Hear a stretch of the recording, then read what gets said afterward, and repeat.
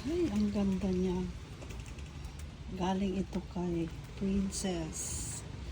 Princess, ang ganda na ng aking anthurium. Ito yung unang sibol ng kanyang leaves.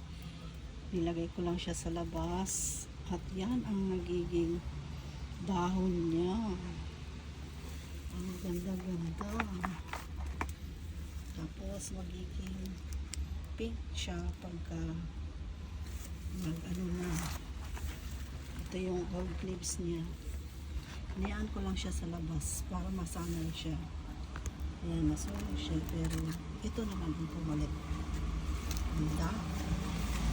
Yan ang pumalik na old leaves.